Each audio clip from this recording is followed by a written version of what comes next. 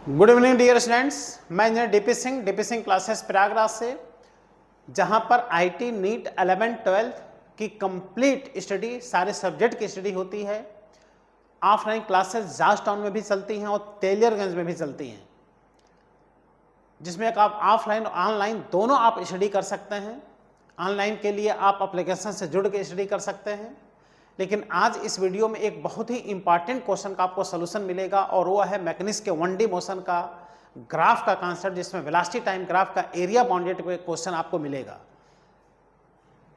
तो अगर आप साइंस साइड के स्टूडेंट हैं, नीट आईटी की प्रिपरेशन कर रहे हैं, क्लास 11th पढ़ रहे हैं, क्लास 12th में पढ़ रहे हैं, तो सबको ग्राफ का विशेष नॉलेज होना चाहिए, जिसमें कि वेलोसिटी टाइम ग्राफ का एरिया बाउंडेड या तो डिस्टेंस देता है या तो डिस्प्लेसमेंट देता है। अगर इसका आइडिया है तो इस पे क्वेश्चन आप चुटकी बजा के सॉल्व कर सकते हैं।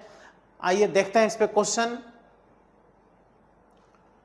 ये क्वेश्चन है जिसमें कि velocity time graph is given in the figure, find out the displacement. देख रहे हो प्यारे बच्चों, displacement of the body in the time 0 to 4 second, 0 से लेके 4 सेकेंड तक डिस्प्लेसमेंट पूछ रहा है।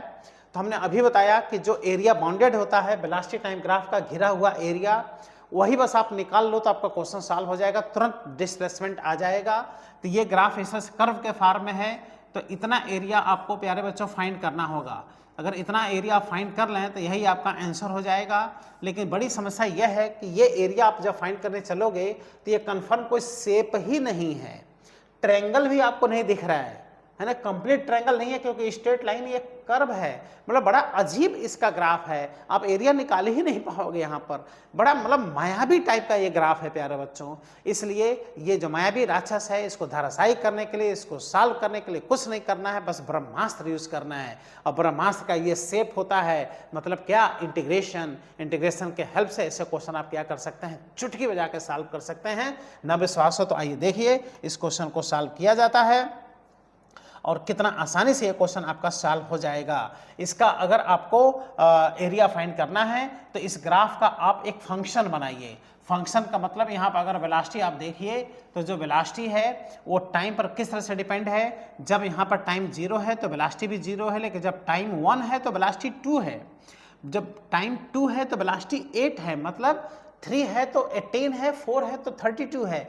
मतलब टाइम का क्या हो रहा है, इस टाइम का स्क्वायर होकर के तब डबल हो रहा है ना। देखो ना, t का वैल्यू 1 तो 1 का स्क्वायर 1 का डबल 2, 2 टाइम t है 2 सेकेंड तो 2 का स्क्वायर 4 का डबल 8, टाइम 3 है तो 3 का स्क्वायर 9 का डबल 18, 4 है तो 4 का स्क्वायर 16 का डबल 32। इसका मतलब जो वेलोसिटी का फंक्शन है प्यारे बच्चों वो 2t स्क्वायर है। अब आप देख लो यहाँ पर v लीनियर है, t क्वाड्रेटिक है, v गरीब है, t अमीर है। ऐसे में ग्राफ क्या होगा, पैराबोला। देखो पैराबोलिक ग्राफ दिया है।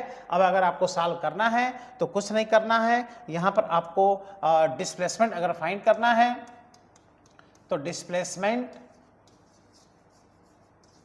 इज इक्वल टू इंटीग्रेशन का हेल्प ले लो, है ना। देखो integration v dt from t1 to t2, इसको इंटीग्रेट कर लो, v का फंक्शन रख दो 2t स्क्वायर।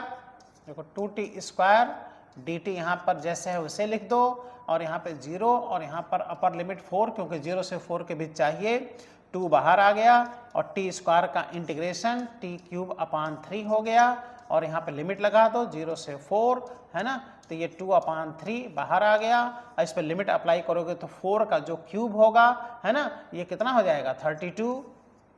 ओके, हाँ 4 का जो क्यूब होगा 4 × 4 × 4, तो ये 4 का क्यूब 4 × 4 × 4, है ना, तो 64, है ना, 64 आएगा ये। तो यहाँ पे 64 लिख दो, उसके बाद से क्वेश्चन को आप सॉल्व कर लो, तो बड़ा आसानी से ये क्वेश्चन आपका सॉल्व होने जा रहा है ना। क्या लिखना है यहाँ पर, 64 आ गया। अब 64 × 2 ये आ गया 128/3 मीटर। ये इसका क्या हो गया, डिस्प्लेसमेंट, है ना। यहाँ पे देखो आंसर दिया हुआ है 128/3 मीटर डिस्प्लेसमेंट।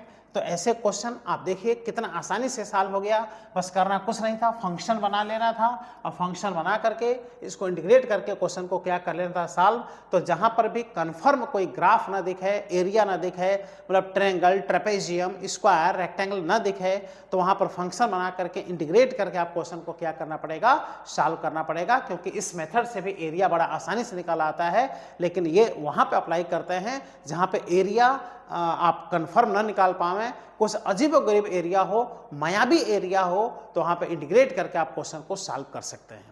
तो इस तरह से आप कंप्लीट स्टडी कीजिए, कंप्लीट खूब क्वेश्चन सॉल्व कीजिए।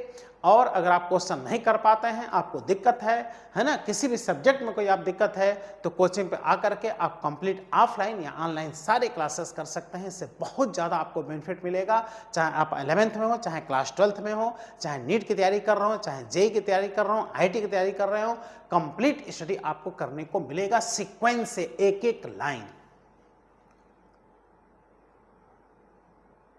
थैंक यू प्यारे बच्चों।